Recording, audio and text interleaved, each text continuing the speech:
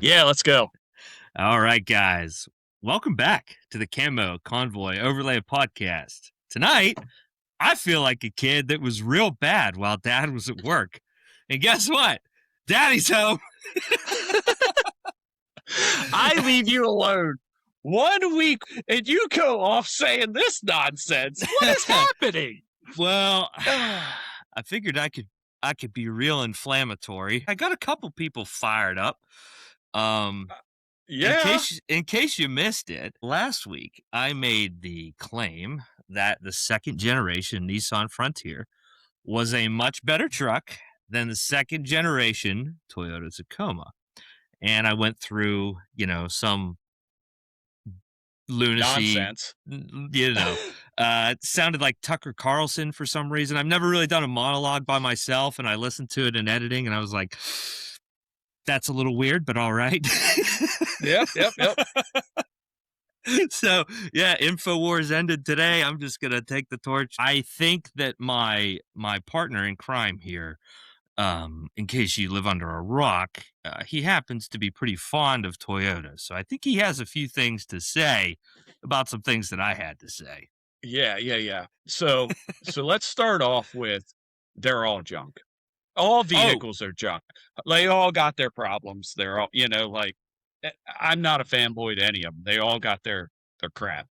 They've all made good stuff. They've all made bad stuff. You, sir, are wrong. I want to uh, be clear. I want to be clear. I think that the second generation Tacoma is a great truck. I do. I yep. just my preference for the reasons I laid out, I does go with the second gen Frontier. Now again, I made real right off the bat. I wanted to make sure that the first gen conversation didn't happen because that's a bloodbath. Yeah. The first gen is that's its own beast. And like, yeah, Yeah, I got one, but like you look at the numbers up, they're not even this remotely close as a second gen N- Tacoma, third, fourth. no, Like no. they're their own thing and are kind of untouchable Yeah. in that sense. Now I did make one boo boo before we get into it. I just throwing out numbers within the generation. I threw out 2015, and I forgot that the TRD Pro in 2015 had the extra fancy remote Raz Bilsteins with an extra inch. Sue me. I forgot it was an extra package. Sorry. There was a guy Yeah. on there's a guy on YouTube. I'm actually currently residing in his head right now. I have my feet up on his coffee table, muddy boots and all. um he stayed up all night. He wanted the banter because I forgot that the 2015 was a little bit different. uh, yeah. So I I actually did this with papers. Like we're old school in this. Let me tell you how this happened. All right. I said, "Hey Nick, I'm going to go on this trip this weekend. What do you want to do with the podcast Friday?" I don't know. I'll figure it out. Okay. I go on my trip. I think was it Friday night or Saturday? I think you probably got it out Saturday. So Yeah. Saturday, I'm on the trails and I got phone service for a minute and I'm looking at the Discord blowing up, going nuclear, and I happened to catch something about the podcast being posted, and I was like, "Huh, let's see what this is." And I couldn't listen to it until Sunday on the way home. And I start listening to it. I'm just like, "What is this?" Well, I'm so uh, you know what got me is you were saying how the terrorists were into Toyotas and not Nissan. And I was like, well, yeah, they're not going to buy an inferior vehicle. Like they're going to war, man. Like they're not Tacomas, they're Hiluxes. They don't even compete with the Tacoma. They're a completely different truck, man. So yeah, Hilux the Frontier, Hilux all day long. Okay, but what about Navarro with the 2.5 turbo? Pretty nasty. Um Can't be that good. Terrorists aren't using them. I I don't know. know anything about the Yeah, Navarro. What is it? The Navara. It's just a Frontier. Now, the overseas packages, there are some really cool ones that we don't have here, like diesel packages that are pretty sweet trucks. But Yeah, again, they're so different that they don't even fall into the same. It's yeah, like like the not a. Hilux. Yeah, the Yeah, it's Hilux and not a Tacoma don't comparison. share that much. Like I can put some fenders and stuff on or whatever, but like they're different enough that they're not the same truck. Yeah, the So I think that the militant Nissan of choice is the Patrol. Actually, yeah, think that's the one that they do insurgencies with. yeah, yeah. So we got a lot. Let's go through this. Nissan's Okay. marketing sucks. And I say that's because they didn't build it to off road. It's Pap's farm truck. So Pap was already going to go buy his Frontier because it's a cheap truck that's going to do just enough for the jobs he needs to do. So they're not marketing it. Yeah, and I think it's a gap. It's a gap with all their vehicles. I mean, all their marketing is like, "Yep, this car exists. Here's the rebate options. Buy You our know what? car." It's funny you say that. There's we come across a thing on YouTube. It was like a 3 hour, what do they call it, low-fi or lo-fi ad for Nissan. And it's just this woman driving down a straight road with her hair blown in and it's just a billboard that goes past advertising a Nissan Leaf like every 45 seconds or something. And it won like shitloads of awards. So, before the 24-hour of Appalachia event in Hinton for 2025, I was actually in contact with a I don't want to dox the guy, but like a corporate level Nissan guy, because I really wanted Nissan or like a Nismo level representative to be involved in some aspect, right? And Yeah. basically, I got filtered through a bunch of really cool people, and I ended up getting an individual from like the philanthropy department, and he actually called me, which was really cool. And the conversation that we had was basically like, dude, we all really want to do stuff like that, but we can't. Like, from my understanding of the conversation, the money is just it's not there in the US market to do anything like that, which is a shame. Yeah, it is. It is. I don't think the Frontier, well, yeah, I'm going to keep it to the Frontier. I don't think that platform is a bad platform. Nissan overall, though, man, like their CVT car stuff, Oh, like terrible. awful, Terrible. awful. Like I mean, they truth. are. So I've got this rule where I don't work on anything German. I don't want anything European, and I actually group Nissan in with that. I don't group them in with the Japanese stuff. For the cars. Well, for just yeah, like Yeah. wrenching on them, like Oh how yeah. weird their stuff is. Like they don't have any of the same logic that Honda or Toyota or hell even Kia and Hyundai have. Like Yeah.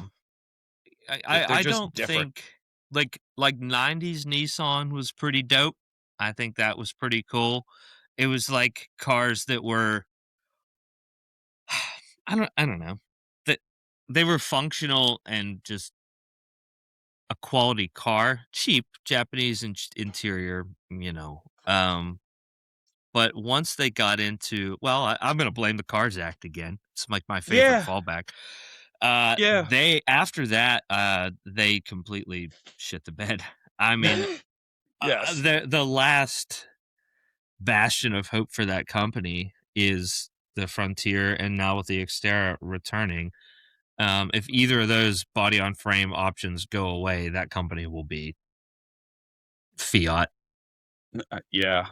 Yeah, it's funny. I was gonna say Daimler, but yeah, we went the same way. Yeah. Uh, Yeah, we'll see what they do with this Xterra. The rumor is 35 factory ready, 37 with mods is the rumor. I don't know if that is accurate or not. I'm very skeptical because that would mean that they would very likely need to be creating their own proprietary or new front and rear differentials, which I just don't anticipate them doing. But who knows? They might say an M205 is cool for 35s from the factory. It probably, I mean, it is. We all do it. It just doesn't seem like a very safe OEM choice. Yeah. So, Huh. who knows? They That's might interesting. try. Yeah. Yeah. Yeah. So this is actually a good lead in to the third thing you said was that Toyota's being built in the US as opposed to Nissan.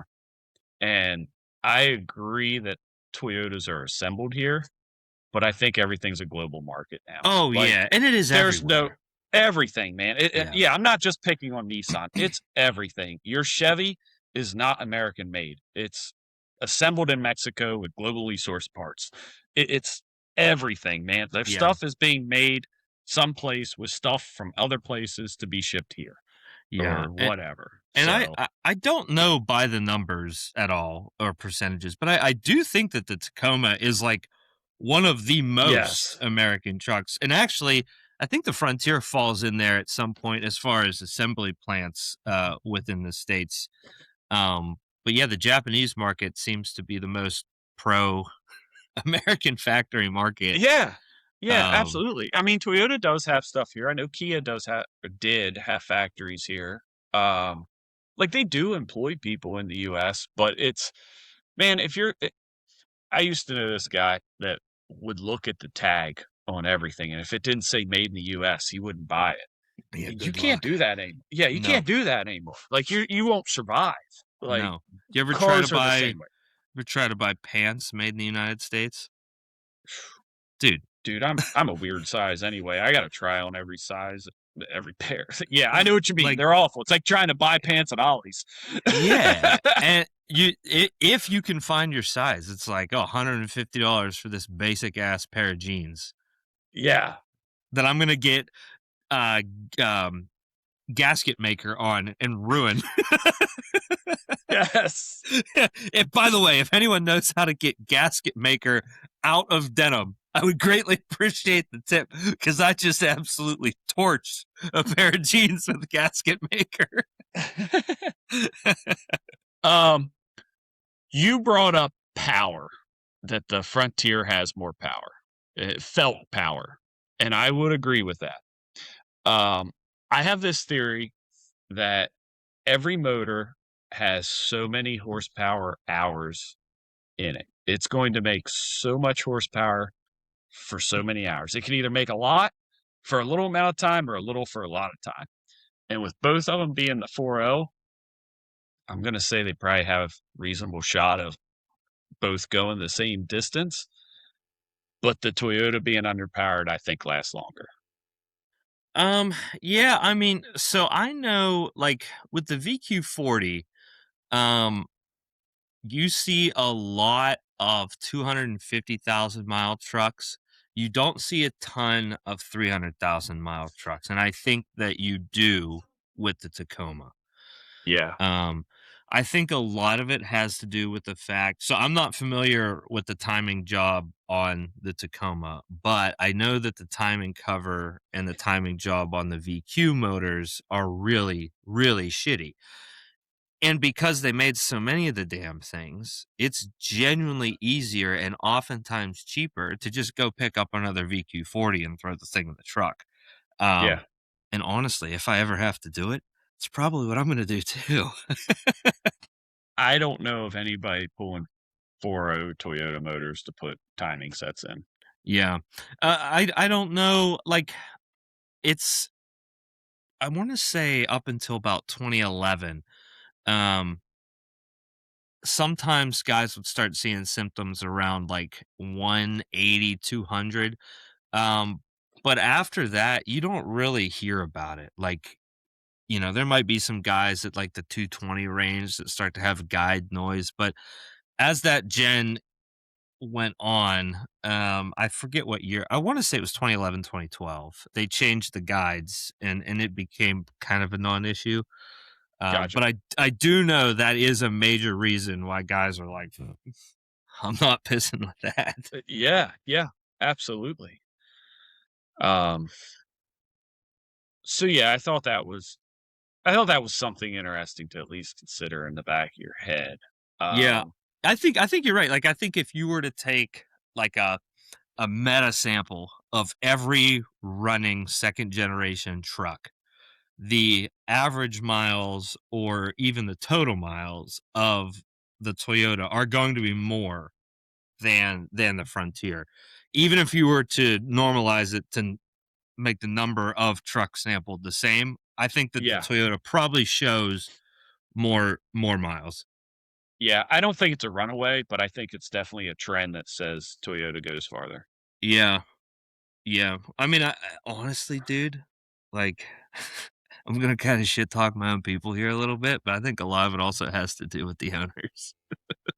So, I was gonna go down this road, alright? So, a lot of cheaper vehicles don't get the maintenance that a vehicle you paid out the ass for, you Yeah. don't yeah, it blows up like Yeah. another 5 grand, you know? Yeah. So that does factor into, like, I think that if you take care of both of them the same way, they're both going to last Yeah. about the same. Yep. I Yeah. do think they're equal that Yeah. way. Um, oh, number 5, you went on a rant about manual transmission hate. Well, it wasn't hate. It was just the fact that overlanders can't drive them. Oh, no, no, no, no. Just because you can't drive one doesn't mean that the rest of us Listen, can. I like them. I'm just saying, by and large, guys aren't doing it. They should.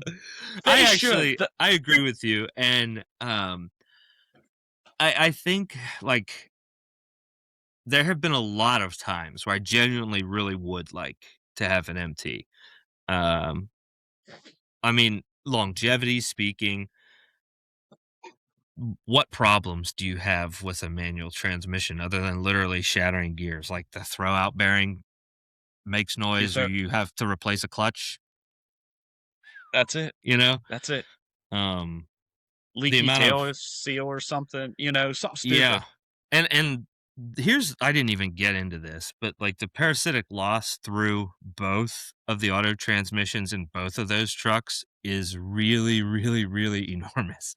Both It's transmissions for huge. both trucks are very, very oversized transmissions for that platform, and they're really good auto transmissions. But the parasitic loss behind both of those torque converters is crazy. If any, I know a lot of Frontier guys listen to this. So if you've never driven a 6-speed 4.0, get in one and you're going to be like, oh my gosh, it feels like my truck is pulling a trailer. It's that much different. Yes. Yes. The Toyota stuff's the same way. Dude, once you get really proficient with a manual, it makes it so hard to go back to an automatic because you're just pissed at it the whole time. It's eating power, it's not shifting when you want, it's not giving you feedback, you can't use momentum and store energy in the fly. Like it just what an irritating piece of equipment is an automatic trans. Like I'm glad both companies haven't abandoned it. Like Yeah. that's really a thing of like those things going Actually, extinct is a thing. well, Nissan actually did in their new trucks. Did they? They did. That's one more strike against them. I know. I know. But there were, what was actually really interesting was typically when you see a manufacturer dump the manual transmission for one of their vehicles, the feedback in like the automotive groups or that specific group, whether it's Facebook, a forum, whatever, people are usually bitching up a storm. I found it really interesting that almost nobody cared in the Nissan world. And I thought that was another thing that was kind of indicative where I think it would be safe to say that there are more motorhead car guy types that purchase the Toyota versus the Nissan. You took the words out of my mouth. It's not I was going to say exclusive to that. enthusiast. Yeah, it's not exclusive to that, but I think by the numbers and even just by rates, I think that the Toyota is a greater draw to the enthusiast than the Nissan Yep, is. yep. Although Nissan does have some cool heritage. I can't tell you what any of it is. I know there was, like, some score stuff for, like, Yeah, off-road you truck gotta racing, stadium trucks, but, dude, like, I couldn't tell you anything. they used to do some really cool hard body events, and, Yeah, that's what I'm thinking of. if, like, you're Ah, from speaking of that, the yeah. new Frontiers, the real ugly triangle, like, old school wheels, did Oh, they I love recreate them. that? Hell yeah. They're I back. just saw that today, and I was like, Yeah. "That's from the '80s or something." Like, that's I'm a I'm hideous wheel. I am trying to get that wheel. If anyone listening has a set, I want that set so bad.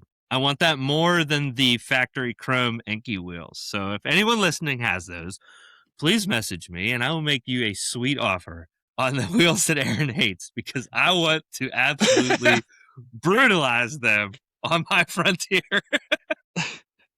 So, okay, so I gotta admit, the wheels that I'm going to, like the old school Land Cruiser, Toyota pickup wheels, Yeah. I thought were the second ugliest wheel ever created for the longest time, and I'm still not fond of them, but the specs are right. Like, I Are can live with they it. are they the rounded spoke wheel or are they like the D holes? I can't remember. I can't Uh, picture them. they're like, you want me to grab one? It's just outside the door. It'd probably be easier. Yeah, which we could. Yeah, Yeah, whatever. It's the yeah. round one, it's got, like, the plus in it, and it's, like, the big triangular, Oh yeah, yeah. like Well, what's funny is Nissan did that. yeah. Nissan has that shitty wheel for Yeah, their yeah, yeah. first gens. Yeah, Yeah. they actually. I think they ripped it off. Actually, I really do. I think Nissan ripped that wheel off. Makes sense. It's the it just looks like crossbones. Yeah, pretty Yeah. much. Yep. Yeah. So, in all of your manual trans hate, the SPOD doesn't exist if you put a third pedal on the floor, guys. It's Think true. about the Frontier. If you just put a manual transmission in it, that's what you had to buy them with. That issue never comes about. You don't have to worry Yep. about it. Yep. But that was shitty with them too, because that was something that was found probably pretty early on in the production run. I'm Oh gonna yeah, say within the first 2 years, 2 in model like years. 2007, 2008, people were like, "Hey, I think there's a problem. This is like Yeah, happening often." and it still took them what, another 3 years to put another radiator in it? It wasn't completely remediated off of lots until like the beginning of 2010. That's unacceptable. It's really bad. It's really a That shame that happened.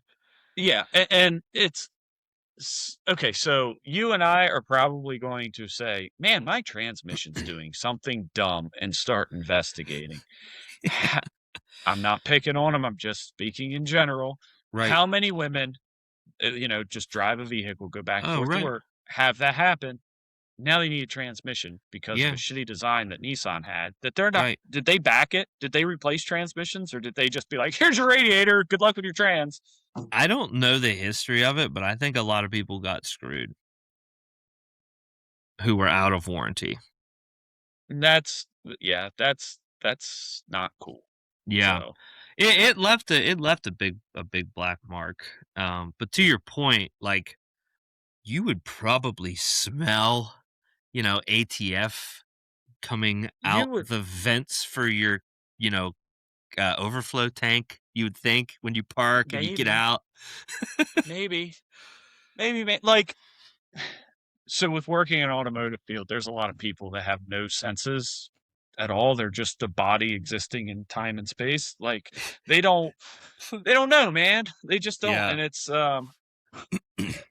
it's funny because there's a lot of times where, like, I don't realize that other people don't know, like, this is brakes, this is antifreeze, this is, what it smells like, and, Yeah. "Hey, my car's just always smelled like that. I bought it like that 3 years ago," and it's just like, it's normal to them. So, I don't know. I think that's another unacceptable strike for Nissan.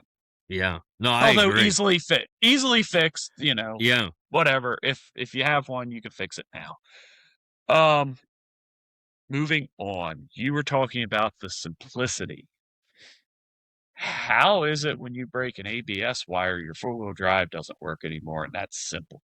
Yeah, no, that's true. And truthfully, if I'm not mistaken, I think that's both trucks. I think, and I know it's the third gen for sure. Um, I Yeah. I'm not 100% on the second gen, but I think it I think it might be. I don't know, but I know Yeah, where there's a second gen at that I could find out. yeah. So So be a I good didn't test. think, yeah, if somebody knows, like, let us know because I'm saying this because I didn't think the Tacoma did that. Definitely 3rd gen I know is Yeah, probably tied into that. yeah.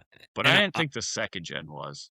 I kind of laid off the third gen, but actually, like, I think that truck looks really, really, really good. Like, that's one of my favorite looking trucks. Actually, when they're built out, I think they're pretty sweet.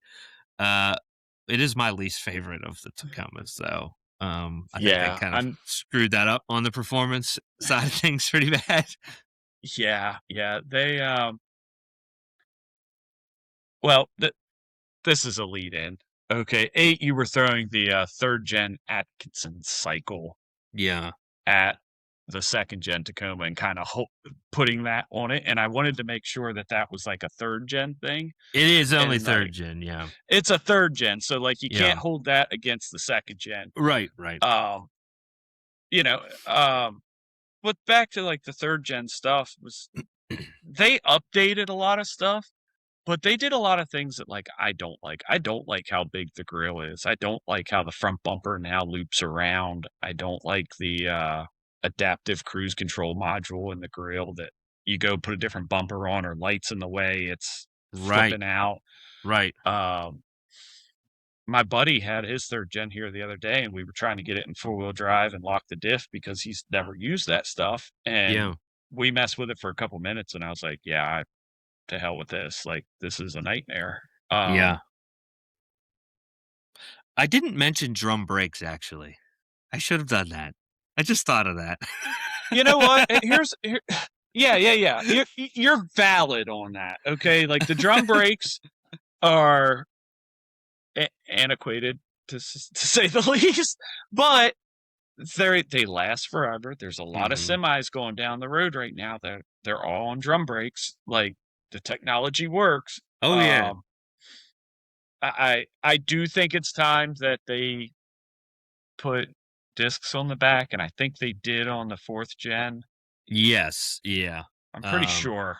'Cause I remember were you well, it was a snow trip, so I think you were tucked It in wasn't somewhere me. warm, but we had stopped up in Canaan, and it was, like it was really bad weather. Like, bad enough, actually, that I had for a moment, you this was the do you know how bad it was? For a moment, I thought maybe we shouldn't camp tonight. Just that in mind. And we had stopped for a few minutes because we were getting these cars that had slid off the road in this like parking lot over this ditch. You're getting them pulled out. We went to move again. The one Tacoma's drums were frozen solid. We were laying under there with torches and hammers, dude, trying to get even in four low. It was I'm like, dude, something's gonna break. Yeah. Yeah, So I remember that trip. I was sitting in my house on the couch, front of the heat. That was supposed to be my first camo trip, actually, and it was very fun, but damn, was that cold. yeah, yeah, yeah. I was looking at it, I was ready to come, and then the weather turned super cold, and I was like, "They're gonna be up in elevation, like, it's gonna be ridiculous," Oh and I was yeah. like, "I'm not going," and That I was the stayed at home one and watched. That was the one that Alex lost his Yep. brakes and starter, and we sent, like, 300 amps to his starter and started the truck at, like, 1 o'clock in the morning and then fueled it up and just let it run till morning. I love it. Hey, We you know what? I don't shut my truck off. When I go out Yeah, in the woods, man, like, unless I know I'm someplace that, like, it's okay if it doesn't start back up, like, we can work on I don't shut that thing off. Like, yeah. We, just just let it do its thing. we had listen, we had an electrical engineer, and he just it was Troy. He just rigged up this fuck. death battery. I'm like, this is either gonna work or explode. I love it. Worked. But anyway, what else did I do wrong, Dad? Okay, let's talk about the Titan swap. All Yeah. right, and this some of this I'm going to learn about, um, and some of it I think you're whack for. So I think the Titan swap is a really cool thing. Um, it's neat that they Lego together like that. Um, but I would say like, the Titan swap, you're using OEM parts, right? You're using an OEM control arm or like So an OEM design, the the only lower. the only OEM thing that you like original equipment non-modified thing that you can use is the lower control arm and tie rods. And I guess CV axles, but the upper control arm, ideally, it's either manufactured with the caster settings that you want built in or adjustable. I personally like the adjustable ones Yes. um, a lot more. Okay. So there is what's a Titan swap cost? Like So average. I'll just try to run through. So upper control arms, you're probably looking at about 650 bucks. Really Lower for con- SPC? Now. yeah, they've gone up in price pretty bad. And the bad thing I is was it's gonna gonna say like they're $800 now for my truck. yeah, wow. That's crazy. I think there's still this is a little hack actually. But if you go on Rock Auto and you search for They're the gone. Titan, oh, are they off Uh, of there? That well, so they're not. SP They're SPC dropped Rock Auto and like the Reeboks Vivotech ones. That's how I got mine. I got my SPCs for Dorm like Dorman's doing 200. it. Dorman's doing it now Okay. Ibach was through doing it for a bit. yeah. So you can get verify, but you can get Dorman, but it's SPC Titan arms, and they're still in that reasonable price point. But yeah, so about 650 plus for upper arms. Lower arms are like $100, if that. Yeah. They're not crazy. Moog, TTX, whatever. Um, So you're under a grand for a Titan swap?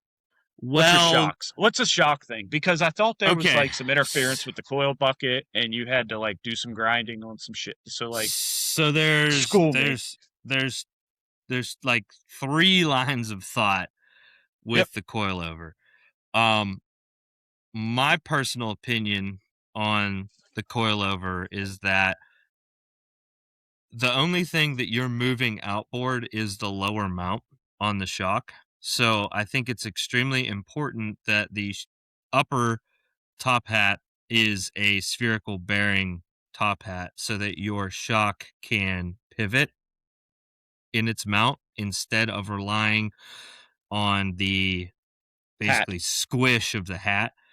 Yeah. Um, there are some shocks that it seems to just not matter on, but some larger body, like 2.5+ inch body shocks, depending on the spring, there's actually enough lateral deflection in the spring that the spring can touch the shock body.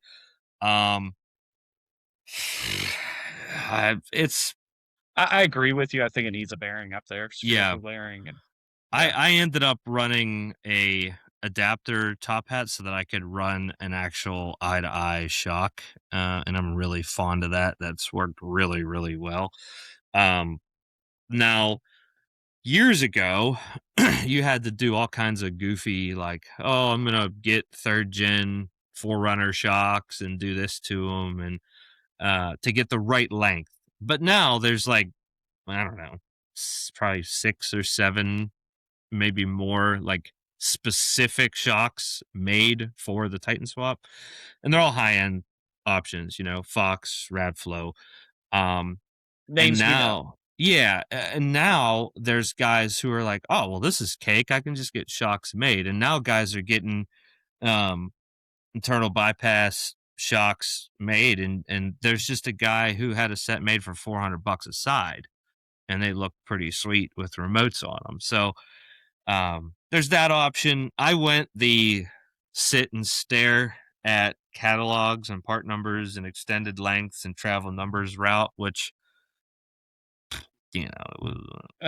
Yeah, I know. I've done I, it. I like, I'm super happy with them, but it was a lot of pissing around. Like, I bought them, got them. As soon as I put them in a box, sent them somewhere else to get built differently. And you don't have to do that, but I ultimately did that. But basically, to wrap it all up, you're going to Titan swap for about anywhere between $2,000 and $3,000, depending on how crazy you want to go for everything in today's Okay. money. So, do you think it's valid to say, I've never done this, so somebody please tell me if I'm crazy. I think a long travel kit on a Tacoma is probably going to put you 6 to 8 grand. That's You probably, know, yeah, I'm thinking because fabricated arms. You're probably buying, I well, you think got to buy the extended CV. yeah, And I want to say RCV sells that. Like, I don't know if, and it's like once you go long travel on a Tacoma, you have to go to the baddest CV there is. There's not r- like let me just right. go grab this off the shelf one at Yeah. Auto Now, Riley's. there are a lot of people who will, like, adamantly say that the Titan Swap is not a long travel because it uses a factory coil bucket and it does not run shock hoops.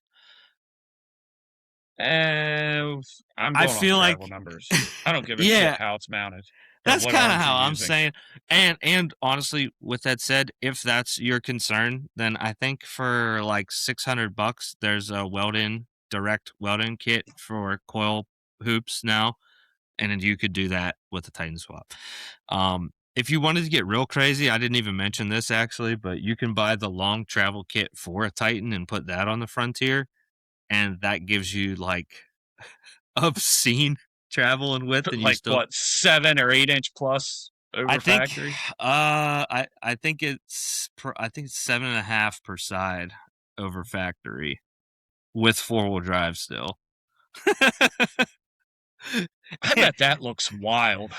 Yeah, I've only seen one, and it's Well, pretty. I that's mean, unfortunate. it's pretty cool. I'd like to see more. Yeah. Yeah, I think the downside there is you're in proprietary CV land, and guys are like, well, I would rather go to AutoZone and say I want a Titan CV axle versus Yes. I need to call Dirt King and say, please send me this $1,200 CV axle. Yes. That's probably so stout that it's going to break your diff if you actually get something wound up. Absolutely. And Yeah. actually, that's one thing that I didn't really mention, but um both front diffs, the R180 and the M205, they're very stout diffs, but the problem is that flexion in the case can cause the case themselves to crack because they're aluminum. Um, it's really only happening when guys are running like either 35s irresponsibly or greater size tires. I haven't ever seen somebody grenade one wheeling like intelligently. I'm sure it's happened, but you're much more Diffs are likely the to. next one I'm talking about. We're going to Eh, get to diffs. all right, all right. All right. So, the long travel stuff. Um, I would say the Titan Swap is an OE style setup. And to compare it to something in the Tacoma world, you're going to like, I'm throwing a name out because it's the only one I can think off the top of my head, like a total chaos setup, which is Yeah. like, it's definitely going to be a higher end. I think that the Titan Swap is cool. I'm glad it exists. It's definitely a good upgrade. But if you're comparing it to the total chaos, like it's not in the same league. Like your Yeah, I six to mean, eight grand on the taco is going to do more than the Titan Swap. Like you're not going to go ramp this thing through the desert, Billy Baja badass with your Titan Swap with OEM control arms, like you would a Tacoma on total tr- chaos shit. this is true. But for that reason, I run boxed CJD racing lower control arms for the Titan Armada. Also, Dirt King makes that stuff too, and you're still in that, 3. Now you're pushing 4 if you're doing the full thing. So I mean, you can be right there, but that would be a really interesting thing to look at. And this is super in the weeds because again, this is like in the Venn diagram of people doing this, it's not even a sliver, Yes. right? Of people that need it. But it would be really cool to see the comparison, like what actually is the second gen um, competitor, if you want to call it that, to the Titan swap. Because I'm not familiar with what Yeah, that would like be or what those travel numbers would be. yeah, I think if you're going into a long travel kit, like if you want to go apples to apples on it, you're probably going to be in similar money between both trucks and probably get similar performance. Yeah, yeah, and I think this is actually a thought that I had today. Um, like it's so I feel like in overland especially, like it's all so negligible no matter what. Like Dude, at yep. the end of the day, dude, like it genuinely doesn't matter.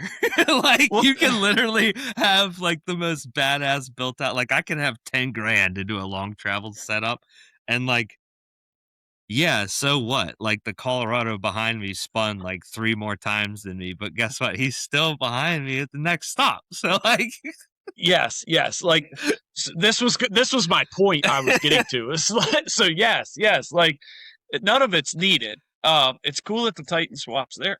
John is prime example. 35's on stock shit. Like it's yeah. working. Yeah. I mean, Shark Bite. There's no fender left, Yeah. but Ooh ha ha. But you know. but you know, it's cool. I'm glad it exists, but like I don't Yeah. know that it's the end all be all. Like buy a Frontier because you can Titan swap.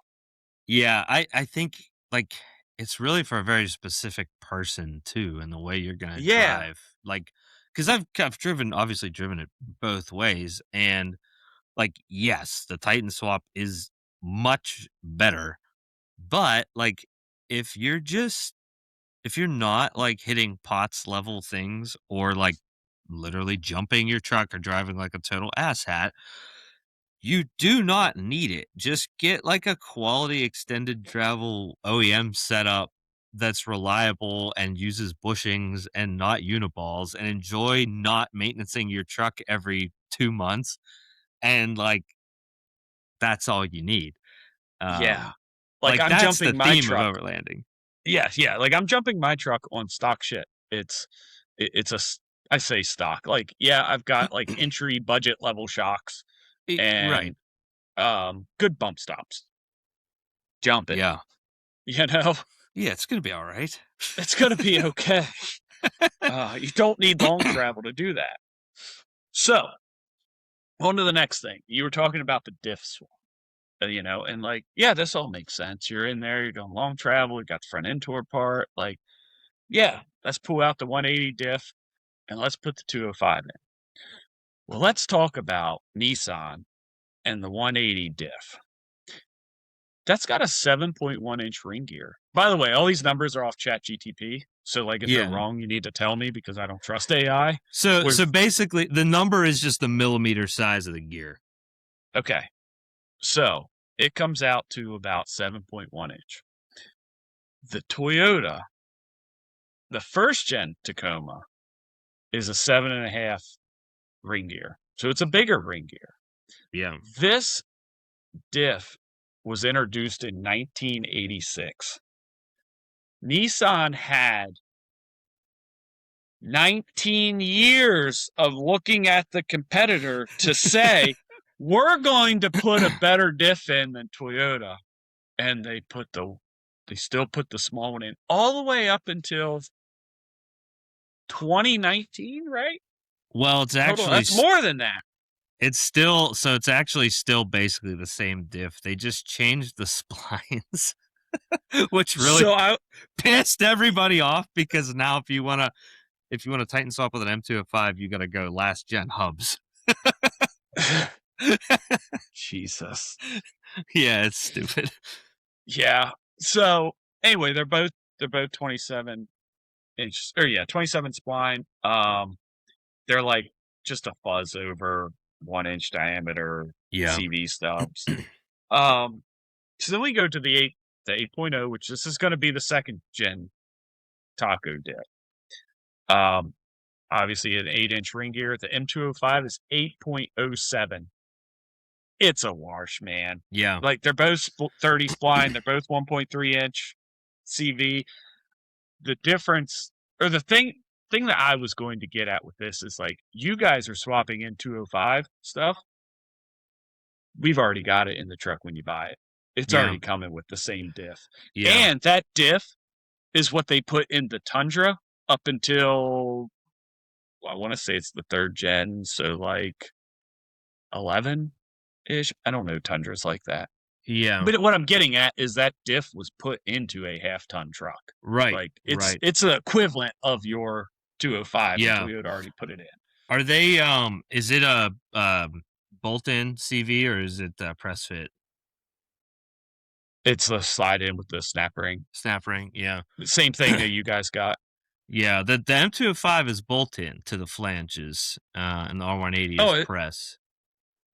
okay. Well, that's nice that it's bolt in. I would, Yeah. but it's It's still like carry a cup. Like if you're good, it like we did with Alex. Where we just take the yeah. center out of the CV and just shove the stubs in. Yeah, exactly. And actually, like, that is nice if you do have to ditch a CV, you're just spinning the flange. There are some total bullshitters who are like, "Oh, the M205 is great. You don't even have to jack the truck up to change the CV in the field." You're full of shit. You're full of shit. Anyone that's Full saying of that is shit. full of shit. I thought the same thing. You're full of shit. It's Yeah, not going to happen like that. it's You've got to not. separate a control arm. Maybe if you have the big, like, rough country drop bracket, it's possible. Possibly, but I doubt it. And also, Do like, how are you getting the axle nut off? Like, do you not run a center cap? Are you just chipping it out with a hammer? Um, Yeah. so you guys are liars that say that. Tech tip: when you change a CV, make sure you take it apart the lower ball joint, because when you have adjustable uppers and you take it apart there, it changes depending on, like, if you take off the big nut on the control arm or actually pop the tapered stud out. So Yeah, just pay attention to what you're doing. that's one of the reasons I like running the SPC actually, because you have the option of ball joint or the taper. So if you pop the ball joint out, that top nut, your alignment's out to lunch. That's your For adjustment yeah, oh, nut. yeah, yeah. So But you just got to go through the alignment again. But if you but just pop the bottom or you pop the taper out the top, it's resettable, goes right back. You don't need an alignment. yeah. Um, Honestly, though, I think mine has been in the same place for so long, it's probably just gonna, like, have witness marks in the control arm to put Yeah, it yeah, back. yeah. So, what else did you get? The V8 swap. That's nice. Yeah. Um, It's one of those fringe things, though, man, like, I it's mean, niche as hell.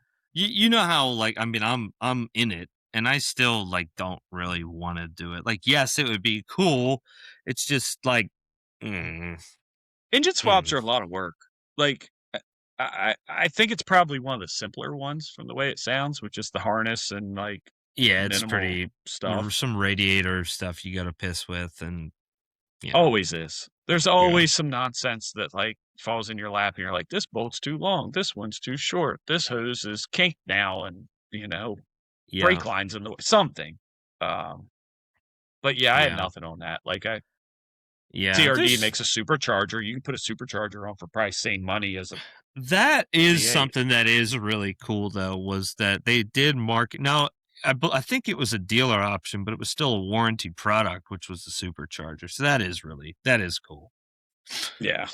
Nissan's been no good at that. They have the new Roush, which I'll be honest, I think they could have done a lot more with it, but, like, the factory suspension setup is pretty sweet. I'll give them that. I think is it Elka maybe that's making their stuff? Why I don't know. I'm drawing a blank on it, but it's sweet. I mean, it's a very sweet setup. It's a very expensive truck. They just got recalled because they didn't tighten the tie rods and the ball joints in the upper control arm from the factory. That's always good time. But yeah, So what else here? The status symbol. You'll like this. The Toyota guys didn't even know that there was beef with the Nissan guys. We didn't even know you guys existed until this podcast last week. So like, hey guys, figure we'll acknowledge you. Like, yeah, nice to meet you. yeah. Um, the interiors I think they're equal. Same time period. They're roughly the same. Yeah, Um, Nissan's just never like. I'm not a bit like. The interior means literally nothing to me as long as the shit that I need to grab and touch is where I need it to be. Like I don't care about. Oh, Uh, I'm kind of anal about interiors. Like, I am so against leather vinyl seats that it's just not you even don't like like, dude, leather? I no, love dude, leather. it is hot in the summer, it's cold in the winter, it'll burn your ass, it's sticky, you armor all it and slide across it, it squeaks, it makes noise, it's no, give me cloth. I I would pull think that bitch out and hit it with super clean and power wash it and let it sit in the driveway for 3 days and put it back in looking brand new before I ever deal with leather. I think in It's a a deal breaker. I would not buy a really. vehicle with leather. Yeah, it's that big Oh of a deal. Our van man. is leather seats, and dude, like I was this close to not buying. Had it been a little bit more money, I would have not bought it because of the leather Wow, a seats. leather hater. I can actually understand that with like off-roading because I do agree like if you're I mean I don't have leather in the Frontier. Um but yeah, it can be crappy if you're like wet and like it's uncomfortable. But in Yep, like the daily like in Haas, I like sitting in the big leather. you can keep it. We save a cow. Just put cloth in it. Oh sure, make some poor kid weave it. Listen, listen. That kid, he needs a job just like the rest of us in India. He needs to buy shoes. All right, that's wrong. I'm sorry. I'm sorry. Like, they pay that kid a good wage, nickel a week. Yeah, you know what? Uh, Better than us over here, actually. So, uh, uh, let's see here. Oh yeah, no. Yep, we addressed that. Aftermarket support. What is not available for a Frontier that is for the Taco? I mean, Because you made the argument that parts were scarce for the Frontier, and I will say that there are less options, so, and but I that's think there's stuff that exists. and that's the point, right? So, I think all of the parts exist, but your options and your tiers are greater with the Tacoma. Like, I can't go and buy I don't know, like mid-range aftermarket tie rods. My options are a racing company's Heimed steering kit. Um, I don't know. I'm trying to think of like Yeah, I'm sure there's stuff like second gen, mid tier. I'm thinking for me, like I'm in that same boat. I've got like Toyota ball joints, tie rod ends, or race car shit. yeah, yeah. Um, there's no in between. Which it's kind of nice because like I mean with the Frontier, you either have like, and I'm not like obviously I'm not like a big rough country fan, but I'm not like shit talking your truck if it's got rough country stuff on it. But you basically either have like rough country builds or like they're really sweet trucks. You know, that is one thing that I do really like about the Nissan world is that the built Nissans all look pretty sweet because you don't have really many options to not make it that sweet if you're buying Yeah, stuff. yeah, You know, you can't really yeah, rice them out, you know. yeah, yeah. It's all good shit that's being sold for 'em. That makes Yeah. sense. Which is it's that is kind of nice. Now you're going to pay for it though. Like I'm sure I'm sure I it's don't. more than the Toyota stuff. Yeah, that's what I'm figuring. I would imagine by volume, the Toyota stuff sells a lot more, so they can bring their prices down. You know, I think it's for sure easier to mod a Tacoma than it is to mod a Frontier. I think that's probably a Yeah, fair deal. but yeah, and I don't think it's all that hard to mod a Frontier either. So No, especially now, like yeah, yeah, 2010. I would say before, like, I don't know. 10, And it, yeah, 10, 15 years ago it was a lot harder. yeah, yeah, and I mean now, like I will say, the third gen took off a lot more than I thought it would. I thought when that truck came out, people were just gonna like not buy it, not off road it. I've actually seen a lot of them really getting used, which is cool. I'm happy to see that. There's Yeah, some really sweet ones. There's that dude in camo that lives up in like Connecticut, the Frontier. That thing's pretty dope. yeah, yeah. That thing's really Um, cool.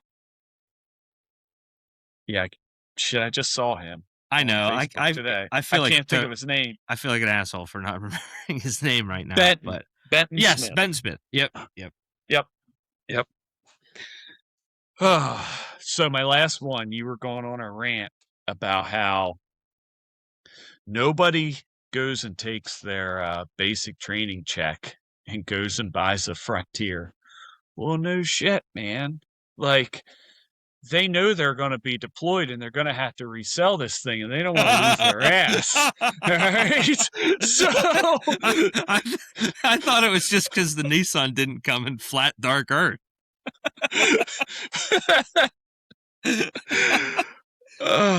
possibly. It is funny. They did have that. Toyota had that Sand. desert sand and they had the army green and they did come in a lot of military. You know what though? They're Terrorists would sick. buy that shit. Terrorists buy this shit, man. They're trying to enter the market. They're already Well, semi camo. whatever the green one is, whatever that Toyota green is, the new dark foresty one, I love. I'd buy that truck in a heartbeat. I think it looks so good. The TRD, whatever that color is Yeah, awesome. yeah, yeah. I, The color I really like is the it's not, I think they call it Inferno Red. It's not the orange. It's not like the third gen Tacoma. It's not like yeah, Troy's. But this is like almost Milwaukee red with a dash of white thrown in to brighten it up. Like it's yeah, just yeah, yeah, loud red. I like that. I yeah. don't like it for my Tacoma, but I like the color on like a fifth gen Forerunner. You Yes, know? yeah, yeah. Oh, that color is real popular on the new Sequoias. I think that's the Yeah, one. yeah, yeah. Yes, They look real yep, good. Yeah, really cool. yeah. Heck yeah. But that was my 2 sheets and a note of you talking shit. Let's get some facts straight. So, okay, but let's say it's right now, and you have $10,000, and you want to buy an off roader, and you're limited to a second gen Frontier or second gen Toyota. What are you going to buy? You got 10 grand. If I've got 10 grand, am I all right? This is very important. Am I keeping it long term, or is this like a have it for a couple years and move on to something else build? Um, I don't know. I guess I'm trying to paint the picture, I guess, of like you want to get into overlanding and like this is your in. And you're not really sure where it's going to go, but it's your in to getting a truck to go Okay, overlanding. okay, go buy your Frontier. All right, leave the damn thing stock for the most part. Put an old man emu kit on it or equivalent. Throw a set of tires at it. Throw some lights at it. Learn some shit. Break something. Learn how that goes. And if you like wheeling, you're going to stay in it long term. I think you go to the Toyota. Now, what can you get, you know, cuz for 10 grand, um I know I talked about like the TRD Pro and the Pro 4Xs a lot, but um Let's ignore the those because I think that's ignoring those is important. Yeah. yes, yes. I think most of our listener base is going to be in the lower trim levels. I mean, yeah, truthfully, and honestly, like I'm probably not buying a 20-year-old Pro 4X, or even a 10-year-old Pro 4X because odds are I probably got kind of beat up for 10 If years. it was used, yeah. Yeah, but if I buy Pappy's truck that went to church and Walmart, then I know I'm gonna get something that, you know, is probably pretty reliable. So I I mean, I think it's really interesting with both of these trucks because I think that the mileage thing matters so little with these trucks. Agreed. I It's don't even like give a shit about miles. And you know what? That's kind of like, when I got into cars, it was like people were just starting to get over 100,000 miles be considered high mileage, and that mhm. like 200,000 miles were like, oh no, what are you gonna do? Yeah, And right, like, right.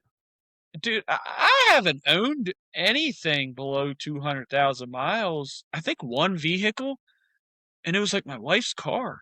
Everything else I've ever owned has had at least 200,000 on it when I got it. I Yeah. put 80,000 on my Tacoma in 10 years. Yeah.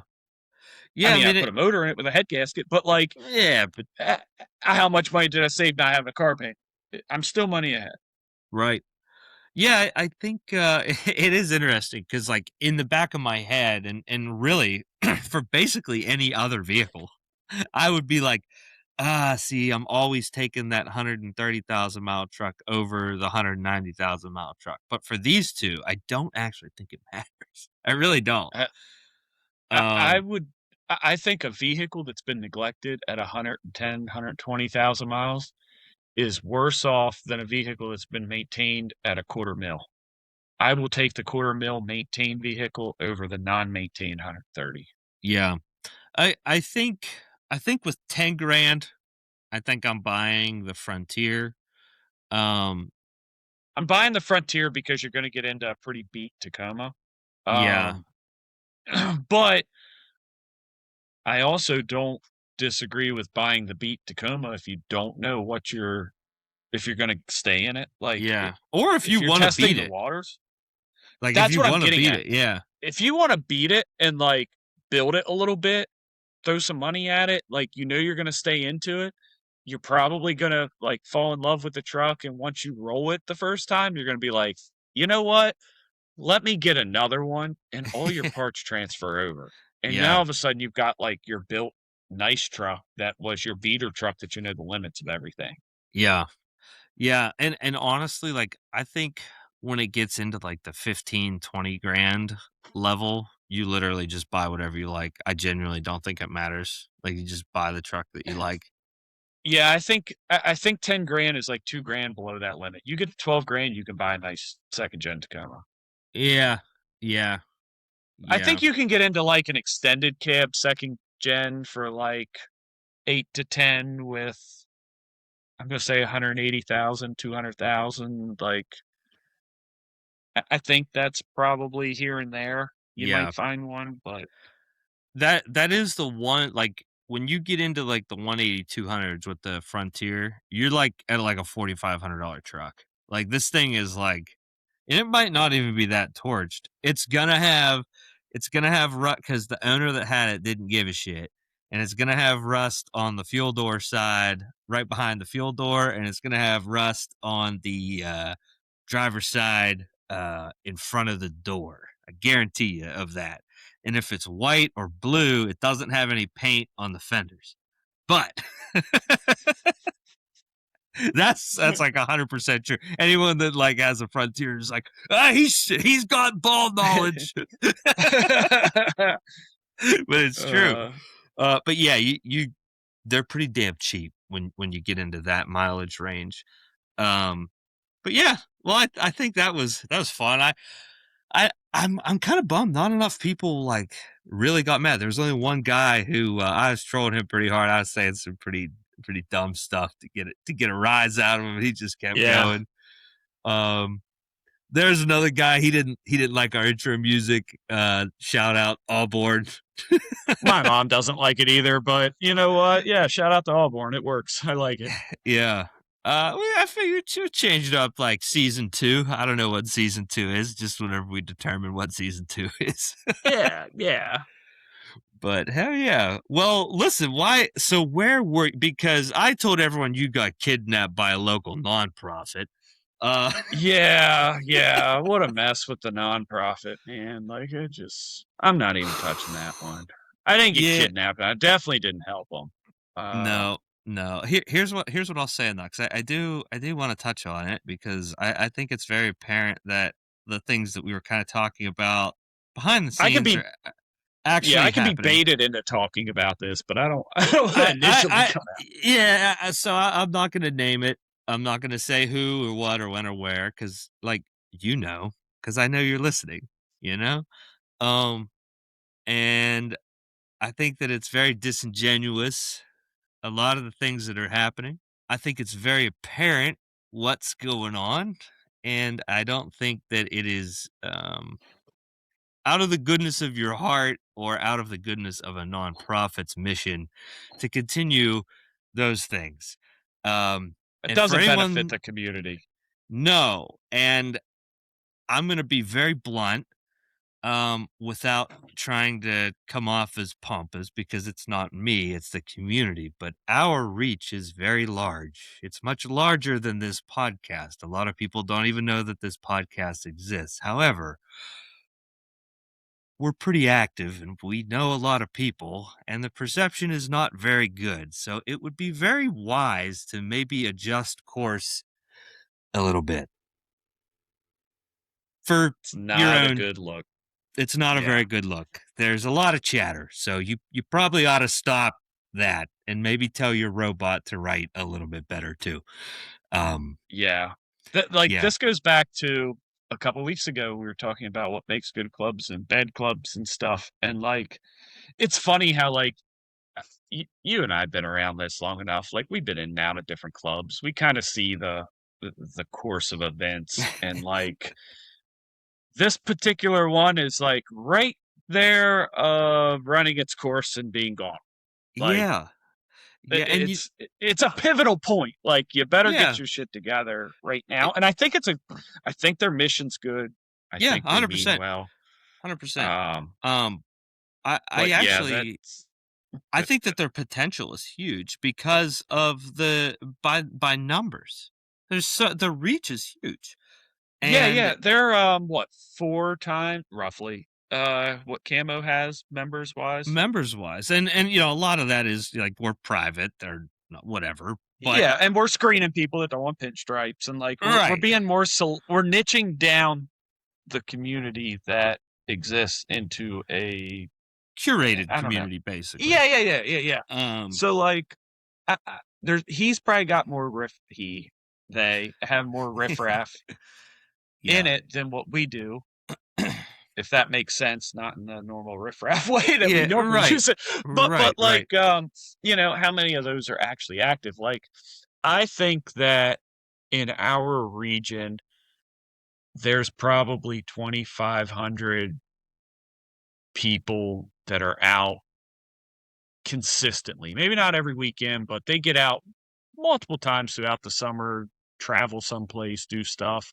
It's about 25. It seems like every group gets stable at like 1,800 to 2,300 people, regardless Yeah, of manufacturer or location. It's about that. yeah, and you start to like really recognize like you, you kind of know everybody. It sounds crazy, but like you kind of Yeah, start to really recognize like, oh, I know you from that place. It's not yeah. like it's It, we live in this so much that like we want to believe that it's massive, but it's like a niche, it really it is. There's not a lot of people that do what we like to do at the level and the frequency that we are able to do it at. yeah, yeah. We're lucky that we are, but Yeah, it's a small absolutely. community, and for him to have 4 times that number, um, it's interesting. Um, Yeah. Well, I I think I I don't know. what's gonna be really interesting is that when R2D2 writes their next blog post off of our script here. If it's not proofread, it'll include all this. So Happy reading, fella. yeah, yeah. Hope you're good at editing. But anyway, that's enough of that. I wasn't gonna talk about it, but I want to be clear. Like, I am not mad at the person. My entire reason that I'm even sitting here talking at midnight is like I just want the community to be good. Like I want the community to be a good thing. I want it to grow. I want people to love Overland. I want people to go outside. I want people to make friends. I don't want people getting taken advantage of. And I think that when I see things that feel very disingenuous to the community as a whole, it's like, well, these are my people, even if like I know there's like a 10-to-1 ratio of like, who the hell is that guy? But like, I care about you, even though you don't know who I am. I want what we love to Yeah. do to be respected and grown upon. And you see things like what Backroads of Appalachia does. And I mean, my gosh, you bring Ultra 4 into Leatherwood, Kentucky. Like, whoa, that's like us. That's like our That's a people. big deal. It's a really big deal. And when you undermine that by having C3PO write some dash bullshit, dude, like, come on. Yeah. But anyway, where were you for real? Honestly, I took a trip. It was a not a camo trip. Um, Yeah. to be honest with you, and I've said it before on here, I find out the meet location and then figure out when we're all saying we're going home how to get home. So I would love to tell you locations, but like I couldn't take you back to any of these if I had to because I didn't even download the GPX file. Um, we had an event, we called it Creeks and Rivers, I Yeah, think. creeks and rivers, yep. Yeah. Yep. Um, really cool. West Virginia. Um, I'm gonna say like northeast of New River Gorge area. Um, got out of Hagerstown Friday. We made our normal stop at Candyland in Frostburg. Shout out to them. If you've never been there, go get your kids some sugar. They have all kinds. Um, Piper was really excited about that and then very upset that she wasn't going home afterwards and she was coming camping for the entire weekend. She figured it out that we were not going home about Morgantown. Um, what is that, 79 that runs down through there? Uh, Yes, yeah, believe so. Man, what a shit show of construction that is. Yeah. They are still Boom, working on it. boom, boom, boom, Dude, boom. I don't want to go off on a rabbit hole here. When we went to Mothman last spring, the 24-hour deal, I'm rolling down 79, coming close to the exit, pull off, turn towards Point Pleasant, and there's just road cones in the middle of the interstate. It's like 5 lanes, cones everywhere. And we're just all dodging. They're all stood up like they were placed there intentionally. Next thing I know, we're all doing 80 in the construction zone. Like I blew past a guy in a high vis shirt and hard hat on. He was not happy. Um, Nothing has changed. It's been a year. It's been over a year. That place is still tore up. Yeah, yeah. Ugh. That's rough. That's rough through there, and the road is terrible. The road is rougher than the last 24-hour rally was. Yeah, yes. You need a Titan swap for 79. Yeah. But anyway, we camped near Somerville Lake. Um, we stopped at the lighthouse. Did you know West Virginia had a landlocked lighthouse? Yeah, so I've never been, but, I didn't realize that's where it was, so it's in that Somerville area. Yeah, it That's was cool. like a mile or two before camp. I Really? That's passed it and I awesome. was like, "There's a damn lighthouse." So like we went down to the lookout and looked over the lake and turned around, went Nice. back, walked up to the lighthouse and it said it was like expanded metal spiral steps going up and I was like, "Oh yeah, that sounds like a terrible time for a 4-year-old." So like we didn't climb it. Yeah. But it was neat to walk up to. Um, Camp was cool. The campsite was under construction. We went down to there's a below the dam gully. Creek or whatever the spillway is below the dam of Somerville Lake. We were Okay. there. All Okay. right. Okay. Yeah. Yeah. Yeah. Man, massive rocks down in the creek. Um, cool. Like I could see that being badass for like whitewater rafting or there's got to be Yeah. some sort of fish in I there. was just saying, So I'm pretty sure that area outside of Richwood is like real solid fishing. yeah, yeah, Yeah. it looks like it. Um, but yeah, camp was cool. Got set up. Ross did up some tacos for everybody. It was nice. Nice. Uh, got up Saturday, took off. It was kind of like cloudy, misty, off and on all day. We hit this trail, and I think the last count was like 40 stream crossings. Um, nothing crazy, nothing Yeah. deep, Yeah. just enough to splash through them. Right. The giveaway landmark as to what we were on was the Burnout XJ that you pass.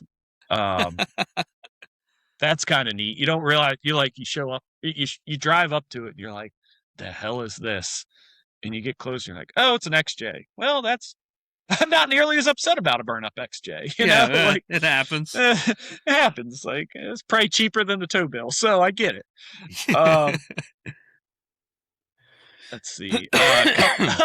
We get out of there, get up on the main road, and everybody's like airing up. We're gonna go look at some windmills, and we've kind of been dicking around on the side of the road for a couple minutes, and everybody jumps back in their vehicles.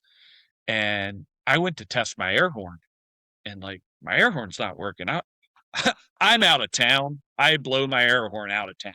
Like the locals, you don't bother the locals. I don't need my house egged or whatever. But out of town, I'm gonna scare the ghost out of you. Okay. Yeah. Right. So it's not working. I'm like, this is a problem. So I crawl up underneath the truck, and my shock is through my air horn solenoid, like Oh rip the no. wire off. And I'm like, oh, okay. Well, this explains some noise and some ride quality and whatever. So Troy comes up beside me. He's like getting ready to lead the group. And I was like, hey, want you to know my upper shock mounts broke off. And he's like, do you need time? You want to take your shock off? And I was like, no, we're going to ignore it. But I just want you to know.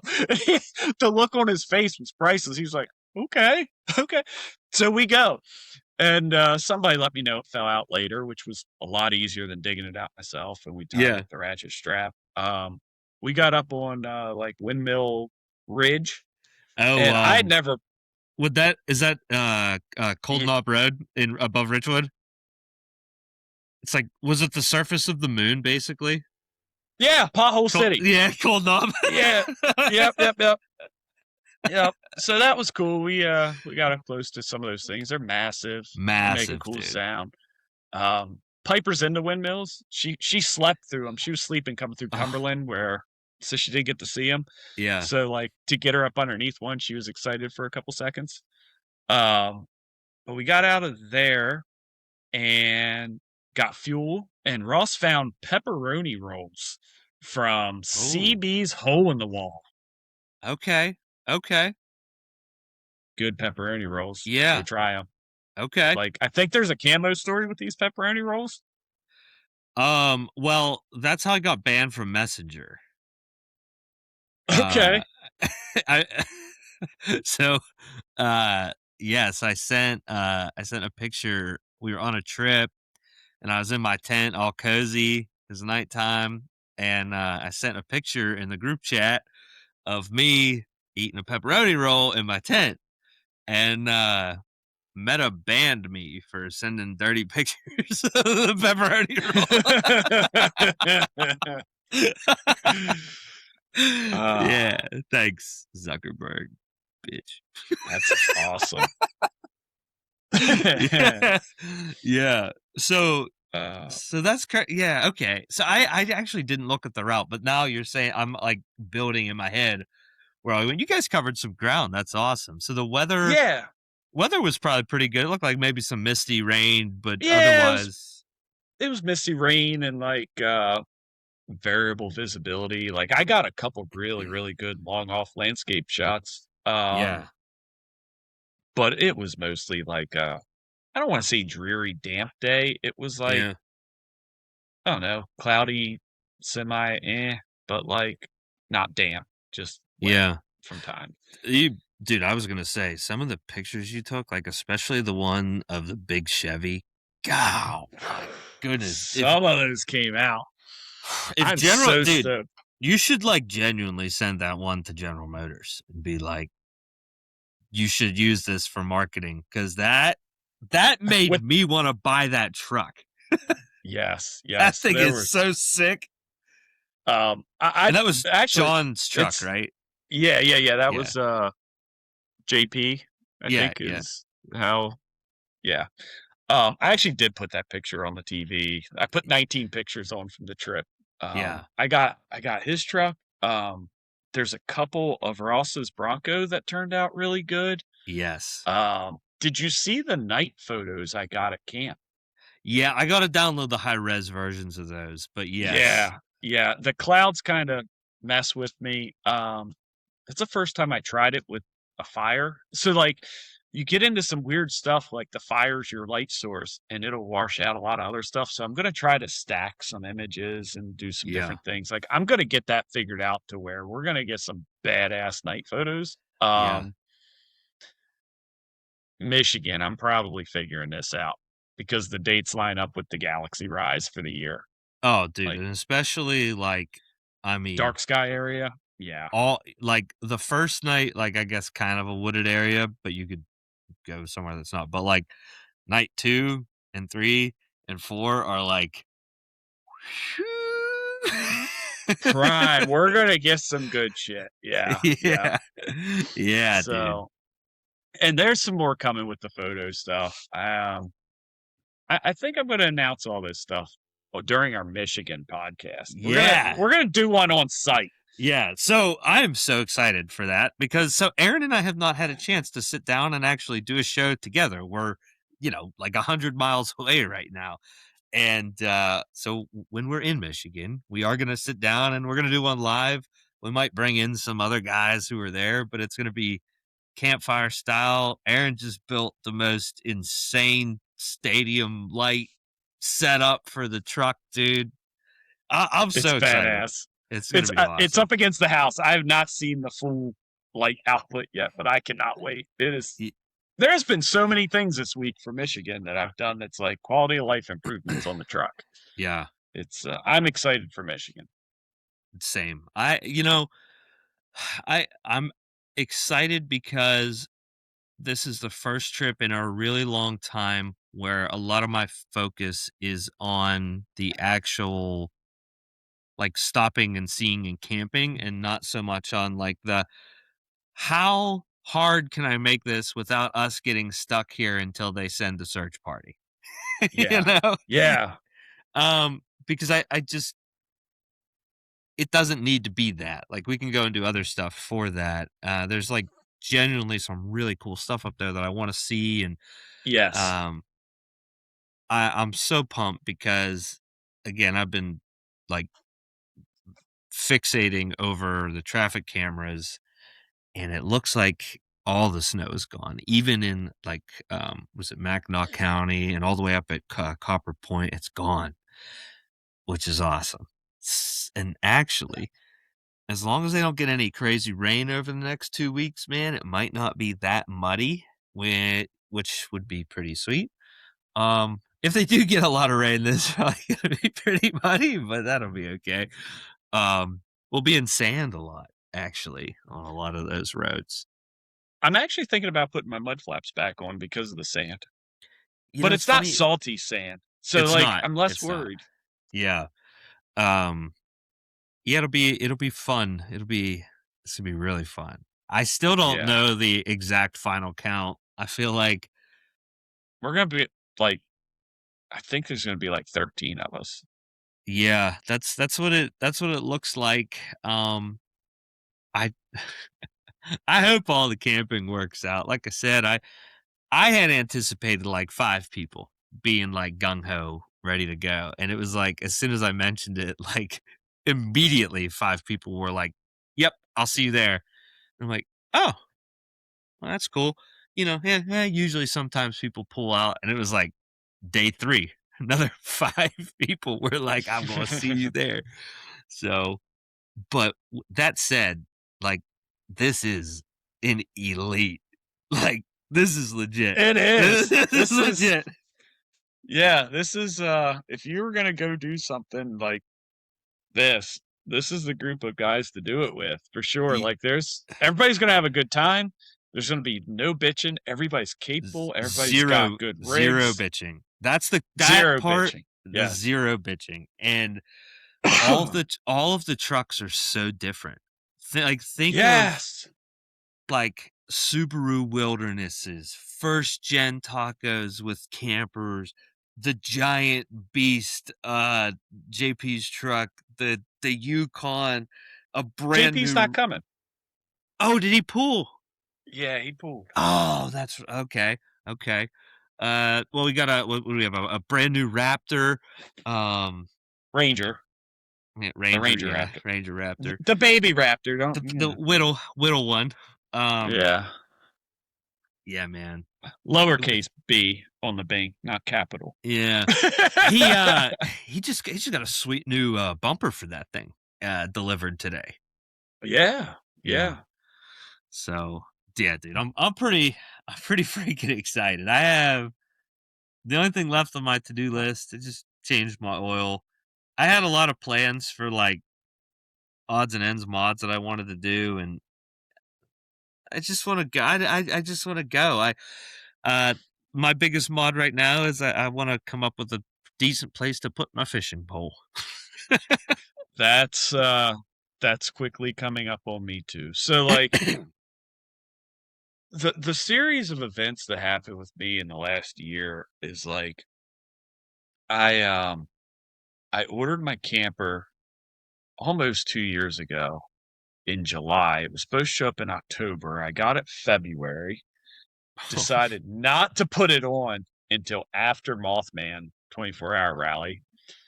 Um, come home from that rally, I think the weather was crappy or something, like 3 weeks go past, get the camper built, throw it on the truck, and decide Easter Eve, I'm just gonna split my collarbone.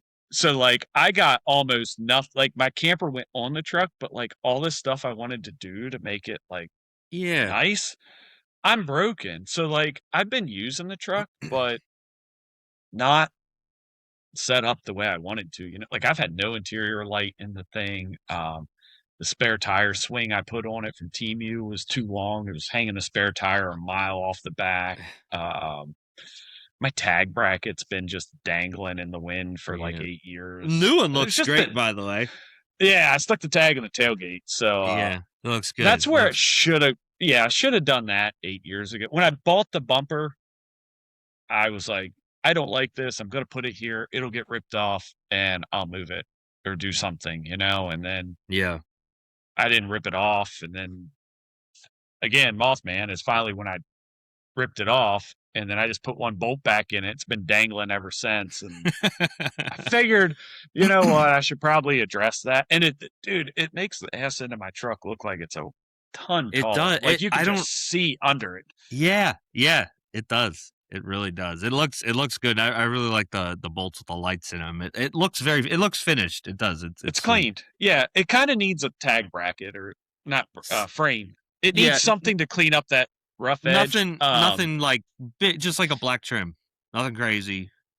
Yeah, like, I don't want it to say TRD or anything. It just needs to be Yeah. something that takes the flaky paint and stuff. That tag's 10 years old. I've had my truck 10 years. I'm up for registration renewal, and I might just have them get another tag. I Like, my need a month sticker is gone. yeah. Mine's like what, 12. What year is it? When is it? So mine's like 12 years old now. Yeah. Yeah, Wow. then Jeez. yeah. I've had That that makes truck a long time. makes me feel old.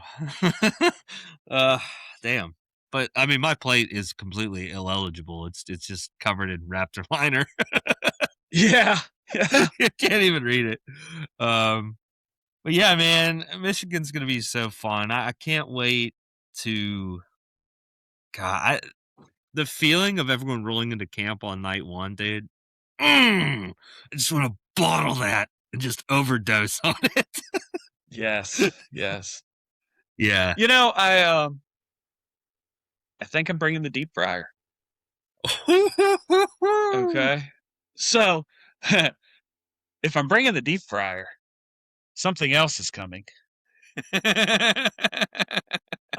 If anybody would like to bring any potatoes for eating or other activities, like that would be welcome. Well, dude, we'll have to check the local laws on if you can launch my bait into the stratosphere with that thing. I'm gonna ask forgiveness. Because Actually, foam. If we just take some foam and shove down in it, it will throw whatever.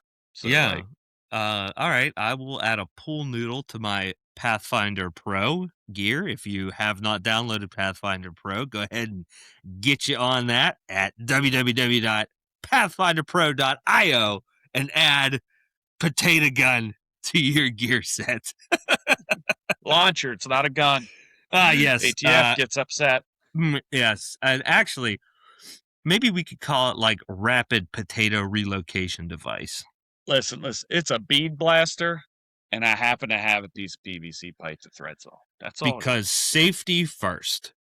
Yes, you never know when you're going to debead, or you need Yeah. to All us fast food. dangerous air down folk. Yes, single digits. Well, listen, I But think, well, hold on. yo, okay. All right. So I was at Sam's Club looking, and I think I'm going to spring for the peanut oil this time, which is like what Yeah. Thrashers and Five Guys does. Yeah. It's $60 a jug. So if y'all want to help out, I wouldn't be upset. All right, But throw a pitch couple me a couple bucks for bucks. the fries. Throw a couple bucks. I'll run the fryer as many nights as the weather permits. It doesn't Yeah. do real good in the wind or the rain. So Yeah. outside of that, I'm like this and for dry weather, so we'll see. yeah. Like if we end up catching some trout, like you're gonna eat last, but you can fry it up in there, you know. Yeah. Hell yeah. But yeah, so we're gonna do some fries. That's awesome. I'm taking I'm the passenger seat out so that I can put shit in the cab. That way I got yeah. space for the deep fryer. Yeah, I've done that before. When I would bring my dog with me, even though she weighs like 3 pounds, it was just easier for her to be on the floor. I've done that Yeah, before, dude. It makes a big difference with room. Really it nice, does. especially you can have like a cooler right next to you. That's really nice. Yeah, Really yeah. nice. Um, yeah, I'm just gonna take the 2 rows out in the rear, and Are you bringing I don't know. kids? No, well, oh, dude, I don't know. I like. My my oldest son has been on, like, such a run of just being, like, really good. Like, Yeah. like, we've been having a great time, and I don't know. I wanna bring him, but I like, the trip is still a lot. Like, it's a lot. It's a It's lot a of car lot. time. You figure the drive home for me is gonna be long, long, long, and he's good in the car, but that's tough. I mean, that's tough for a kid, and I don't want him. Like, also, I don't want it to rain. Like, if it rains and it's us, like, we'll be alright. We'll be all But right. if it rains and it's him, I don't want him to get, like, a bad taste in his mouth over that, Obviously, he's been out Yeah. before, and, like, we've done stuff together with just us, but I'm, like, 10% on bringing my son. So likely it'll probably just be me and echoing inside the big truck by myself. I was gonna say, man, why are you bringing that thing if it's just you? Honestly, like, I You just like really driving it and I want to. really, really enjoy driving it. Like, That's fair. it's really fun and it's different. Um, I can be way less selective with the stuff that I bring, and it literally doesn't matter. Like, it doesn't know if the truck is full of metal parts in the back or if it's empty. Like, Yeah. you Yeah. know, it's, um, like, I want a hammock off of the thing. I might sleep in the roof basket. I might tent. I might sleep in it. Like, I don't know, It's I'm gonna bring funny. everything. So one of the mods I did to the camper this week, s- the pass through door from the the bed up into the tent. Yeah, I took the gas struts off of it and the hinge, and I just made a tab. It like goes down into the hole where the hinge used to be. yeah, And I bought some lap table legs that fold out, so this thing will pop up loose and fold down. I've got a table yeah. and everything to sit there. Um, why the hell am I telling you this? I got so technical in everything I did. Lost track of why I was telling you this. Yeah, just sleeping arrangements and this convenience mods. Yeah, yeah. But I I was think, telling you that for a reason, though. I forget what the hell. It doesn't matter. It's convenience month. Yeah, yeah, it was nice. but That table's there. It's gonna be nice if it gets rainy or whatever. I can eat yeah. inside. Like, I So have the awning, honestly, like, it seems like a complete and total bitch to set up, so, like, I don't even know if I'm gonna open it. But, I like, remember what it was. I bought hook or I saw hooks on my gas strut shocks, and I'm gonna move them outside so I can hang a hammock off the side of the truck. That oh, was the yeah, story. there you go, That was it. I'm gonna absolutely. reuse it. But I've got my I 10 by 10 pop-up canopy over here for that yeah, reason. Like I think that's easier than the awnings. if we get if when we're at Copper, Point there, and if it's clear and not crazy buggy, there's, like, a pretty solid chance that I sleep in the roof basket. It's, like, 8 feet long. I don't hate it. Like, I'll get pictures. there's a pretty good chance you guys can say that I got my rooftop tent, and it's just me and a little blankie. What's the bottom of your basket? I mean, it's, like, lattice metal, but, I have, Like expanded metal, yeah, but I have uh, like a little plywood? air mattress thing that I Uh, throw down on it. you want a That'd piece be of Lexan? that'd be enough. There is a Max Trax up there now, so Pop your head up on that. yeah. But, yeah, I Uh, feel like I'd like to sleep up there. I think that'd be kinda cool, yeah, it's a good nice. story once. Yeah. Well, till I have to piss or something and I was wake just gonna say 3 o'clock in the morning, you're pissing 14 foot over the Yeah. edge. There's just like white monster streams down the passenger side door. uh, better than puke. Oh, yeah, well, yeah. We got Yeah. stories on that. Not for this podcast. Yeah. Well, why don't we hit some radio chatter Q&A? Let's see Yeah. here. My deck's sitting in the truck. Oh, this is great. I think we might have talked about Perfect. this off. Okay. What is your favorite Oh, road yeah. trip music? Um, Yeah, we did this one recently, I think. I Man, I'm so very. We actually have a camos shared playlist on Spotify. Uh, that's kind of cool, and it has a little bit of I everything on did it. not know that. Yeah, it's old, dude. It's like maybe like 2018, 2019. It got put together. But I don't know. I so when we're on trips, I don't listen to anything. Um, Same. I'm too busy hogging up channel 22. um, But if I'm solo, yeah, it depends on everything. Like, if it's nighttime, for instance, dude, give me um, like I'm like in the air tonight, like that style of shit. I might even do some weird, like we might even get some Michael Jackson in there. If it's daytime, it's like the total opposite. We're in like the um kind of more like hardcore, some metal. I don't know, a little bit of everything. I don't know if I have a real specific genre. Sometimes if I'm like real weird queer, I'll throw like camp on, like by and by and all that folk shit. I had Toothless come on again over the weekend while we were hauling ass down through the river, and Piper was like, "Dad, is this Toothless?" And I was like, yes, this is toothless. And that was it. She went back to like being upset that she wasn't home with mom. But and I'm like, yeah, toothless. Da, da, da, da. Yeah. uh, but what man, I was the same. I'm the same way. Like if I got somebody else in the truck with me, I don't listen to a lot of radio Yeah. or music or anything. And a lot of it is my hearing has been damaged from my hobbies. Yeah. And like I can't pick out like if there's a whole bunch of background noise, don't even bother talking to me. I can't communicate with you. Like to be in a Yeah. bar or club or like a loud restaurant, I don't know what Nothing. the hell you're saying. It's Yeah. nothing. So like for me, like and like wheeling, I'm usually trying to listen for like a shock to fall off or which I did Yeah. fix. I used more amps this time There and you go. a lot more wire. But yeah, like I'm trying to listen for stuff. So like I don't know if I'm out in the interstate hauling ass, like God forbid Kickstart My Heart comes on when Yeah. there's like Yeah. speed trap. Um it's everything, man. I listen to country, oldies, rock, Yeah. Uh, orchestra, everything.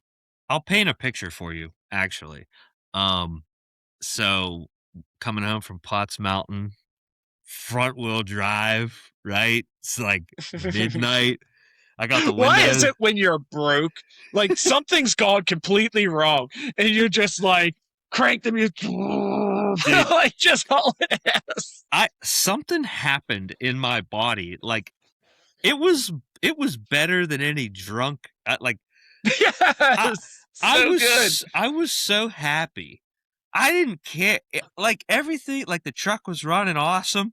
It's like the temperature was really nice. I had the windows down. I'm in my underwear slathered in ATF because I ruined all my clothes. Windows down. I got Phil Collins just like blasting. Dude, it was awesome. It was so fun. Yes, it's funny. The most fun I've had in a vehicle in a while. All right, is I go and pick up that horse trailer down towards Baltimore for a friend, and I've got my Dodge. This thing's old, tires are dry rotted. I'm like, yeah, sure, I'll drag it home, whatever.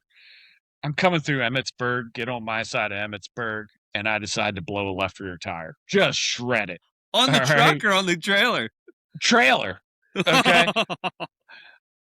I'm like 3 months into healing up from my collarbone. Like, I'm not really able to do this shit. So anyway, coming through Emmitsburg was like Cop City, and I've got like the magnetic lights on the back and no tag, and like I'm in Blink, my blink, blink, 92. blink. Yeah. My 92 Ram just sitting there hazing because it's got the marine injectors in it at idle. I had these muffs on because that thing's so loud. I made eye contact with a cop. I'm sitting in a light. I just looked over and he had somebody else pulled over in the other lane. I'm like, I gotta get the hell out of here. So I think about the time I hit 70 was when the 70 miles an hour, not the road. That's when the tire blew apart. And anyway, tandem axle trailer, like when you lose a rear tire, you lose nose weight. And a tail heavy trailer is very dangerous. So like yeah. So I pull off on the side of the road. There was like 3 or 4 cops behind me in the line. None of them stopped. I'm pretty sure they were all like, "It's hot as shit. This is a country boy in some old truck. We don't need to bother this guy." Yeah, right. Drove past. Thank you. And then I felt like my wife because some guy in a service truck pulled up. "Hey there, guy. Need some help?" And I had to like let him change my tire. And when I say let him, we took the one off the left front and moved it to the left rear, and I drove it the rest of the way home on 3 tires, just the hub hanging, muffs on, window down. not giving it a shit. I pulled it in the yard, and I don't think I looked at it for like another 3 or 4 days. It just stayed hooked up and all. that tire is actually got weeds growing out of it out here. By the burn pits, you know where I'm going to get rid of it at some point. Yeah, can't have a fire without a tar. One tire fire. Oh, speaking of fires, this is completely unrelated to anything overland, but it's just I funny. like fire though, so you got my interest. You piqued So had these two couches. You can't get rid of a it. couch, dude. No one wants a couch, and Get it, WVU.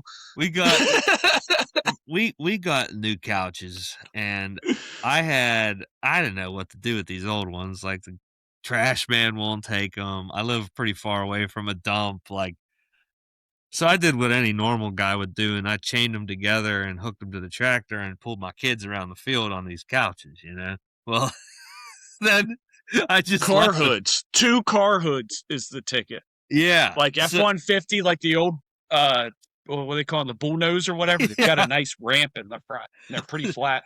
So I end up parking these two couches tandem up by like my kid's four-wheeler track, right? Well, I keep hearing from, when are you gonna burn those couches? When are you gonna burn those couches? All right, I'm gonna burn the couches. Well, I just thought of a couch story I got, but I can't tell you during the I podcast. I didn't I didn't know that lighting these couches at the same time would make it look like I had Chernobyl on my hillside. You, you want those things must have been the most toxic, forever chemical bullshit that I've been sitting on for years because they didn't just go up and burn. I'm talking, you know, when like a chemical plant goes up, like major catastrophe, like the rolling mushrooms of black, that, okay? All of a sudden I hear this rustling through the bushes, and it's my neighbor coming down out of the woods because he thought his barn was on fire. I'm like, dude, I'm so sorry. I didn't know these things were gonna go off like that. But yeah, that's my fire story. I was like praying that these things would die down and I would not catch the woods on Yeah. fire. uh, well, I think that's all I had for tonight. You got anything? I think that's about it. Um, let's see. We plugged Candyland, Frostburg. We plugged Hole in the Wall. Um, thanks Radio Chatter. Yeah. Um, Michigan's 2 weeks out. Um, oh, there was one. The Maryland Off-Road Alliance just got some shit to happen. Oh yeah. This is worth talking about for a second. Um, let me look it up. I want to say they secured funding to develop more ORV stuff. Oh, nice. Um,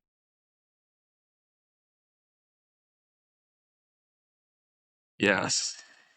Uh, they signed into law creating a OHV oversight board. It will Hmm. be made up of members of the public representing various end-user groups. These will help guide and steer DNR to spending our title tax dollars on access with where and we want to see it. That Huh. doesn't make sense, right? I, That's how that's it's written. That's pretty cool.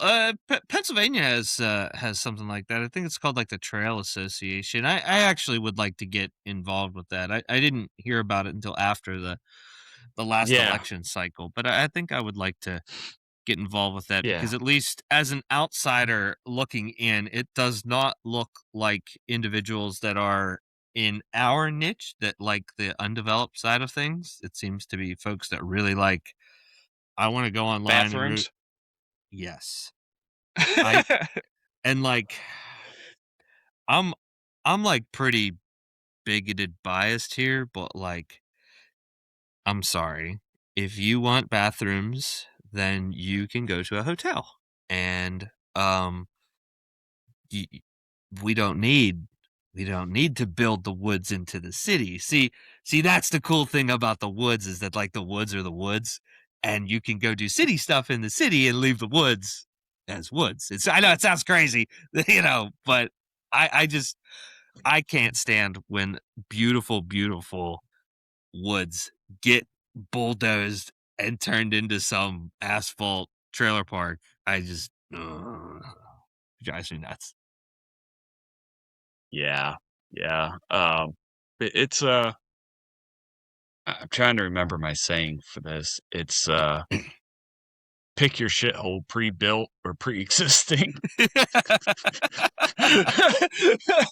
you want a campground or a hole in the ground, like, Yeah, or the woods yeah, or whatever. yeah, Ugh, yeah. I mean, like, I can, like, pit toilets on, like, a undeveloped designated campground, like, that's cool, that's fine. But I'm talking, like, you bring in the dozers and level out a bunch of spots and pave circles in the woods and put big yeah, I'm not really a big fan of all that, yeah. you know? I wanna be away from people. If I can see other people, then we're too close. Yeah, yeah, and I think West Virginia is leading here in by a lot for Yeah, for for dispersed that. camping. Yeah. It's funny you say that. Yeah. That that's something that Kentucky needs to do better with. Like, so Kentucky's gonna have a problem, I think, in the next 5 years of they're bringing so much in with the overlanding and the Ultra 4 and, like, our niche. There's no place to put these people. Where No. you gonna shove them all in Cali's? You know? Callie's and Land of the Arches, which Land of the Yeah, Arches, yeah. like, I don't know that they even really like the Overlanders, they like the climbers, you know? So, Yeah, I mean, I shouldn't shout out say to Cali's. yeah, They I look good. shouldn't say that, it feels like Land of the Arches is oriented for the climbers because it's close there. I don't think there's any animosity towards the Overlanders, but Callie's is like the hub of, Yeah, if I say, "Hey, I'm gonna go do the byway," they're like, "Oh, cool. When are you pulling into Callie's?" It's just is what it is, exactly. and it's great there. But like, Cali's is really cool. Like, I'm itching to go back there. I love it there. I do. Yeah, But the tough part is, with as vast as the byway has become, like, it's really hard to base camp the byway now. You know? yeah, yeah. And that's what I'm getting at is, like, the byway needs a lot more dispersed camping. Yeah. I don't know if there's, like, laws preventing it or if it's just hasn't happened, like, they need manpower, they need funding. I don't know what it is, but, like, that's what Kentucky needs Yeah. is dispersed camping. Like, I should be able to go to Kentucky, run the byway, and be able to be like, feel confident. I'm going to find a place I can throw 5 trucks in, Yeah. Dude, have a campfire ring and the very whatever. first time that we went, I mean, this was, oh gosh, 2018, I think, maybe 2017, Wow. 2018. Um, I didn't know that. And we went down with, like, I think 6 trucks, and dude, we drove forever to I'm find sure. a decent spot, and the spot was not good. It was just acceptable. It was wet. It looked like it was a spot that, like, the locals played in side by sides, and actually we had a gaggle of side by sides come through, like, the Harley drivers in South Park at like 2 o'clock in the morning. It was like you heard like Florida Georgia Line. It was like, gay, you know.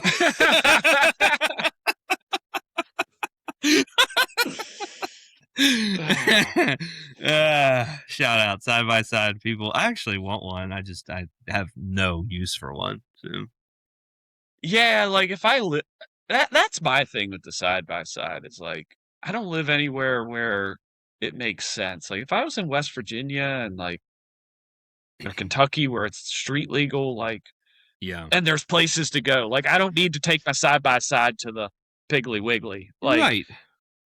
I want to be able to be like, hey, I'm going to go out for a drive tonight, go up into E- e- 10 buck two and try to catch some fish at the reservoir, exactly, exactly. I'm an hour and a half away from a good place to ride, and that's pretty tough.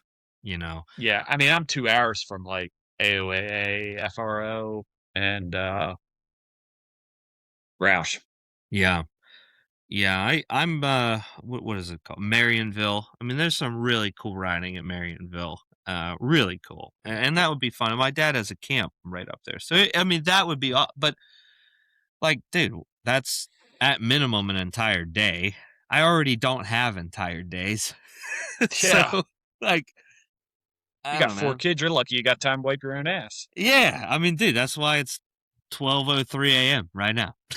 Exactly, exactly. uh, but on that topic, I guess I think we tucked everyone's ears up for 2 hours. Um, I appreciate everyone tuning in. Appreciate everyone from last week. If you guys could Yeah. if you guys could hang around, that'd be pretty sick. Appreciate that. That was fun. Um, if I ever have to do that again, I don't think I'll try not to sound like Tucker, and I won't pin the Japanese trucks against each other because in all actuality, guys, I really do like both of them a lot. I just kind of felt like pissing some folks off. Now maybe we'll get together and we'll tear into the Jeeps. I think that would be pretty fun, guys. You know what, man? I don't know the Jeeps well enough to tear into them, We don't you have to. know? Neither do they. Well, yeah, okay. You know, that is crazy. Like,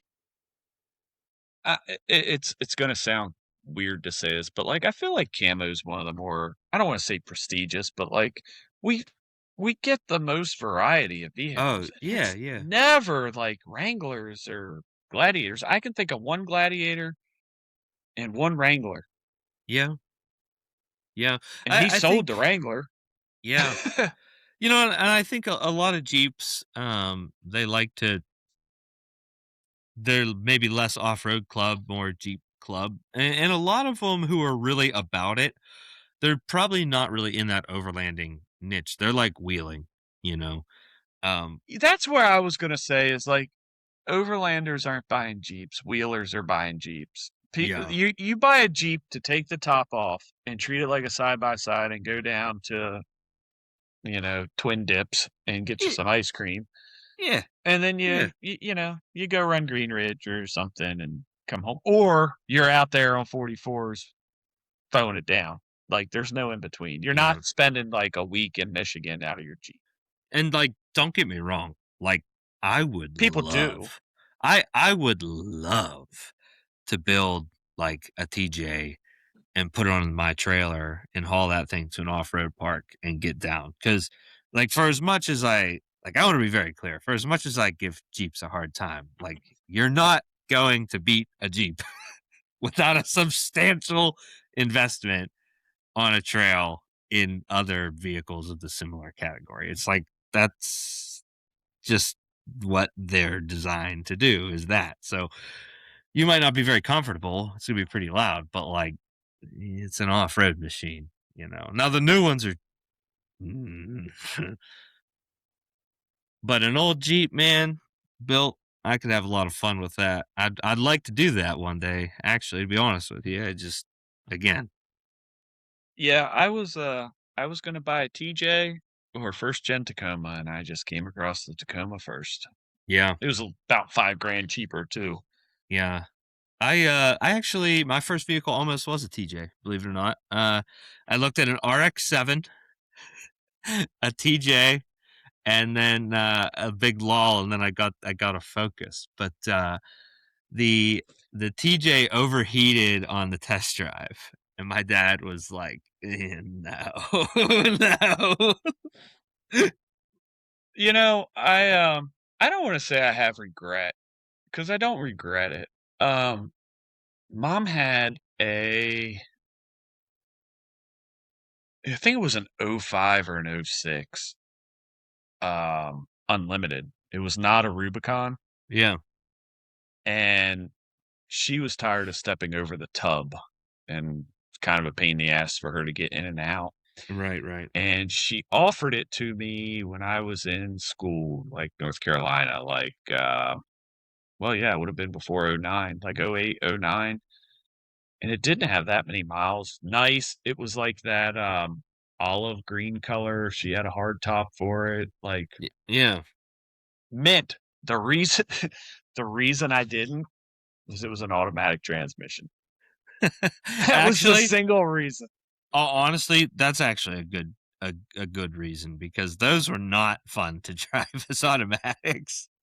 Dude, that Jeep rode about as bad as my '87 Chevy on Yeah, leaf springs. I It believe was that. just it had this going on so bad, and the tub thing, like, I hated it, and then I got rock sliders and realized the same thing, I've gotten used to it, so, Yeah, yeah, eh, but, yeah, man, the automatic killed it for me, and I was like, "No, I don't want it," and she sold it, and, like, looking back on the value of what those things are and, like, what I could have done with it and whatever, like, I kinda wish I woulda tinkered with it, but I also didn't know then what I knew now, yeah, and, yeah, like, I probably woulda dicked it up pretty bad to the point of, like, it wouldn't have been anything nice, you yeah. know? Right. But, Blocks and 38s.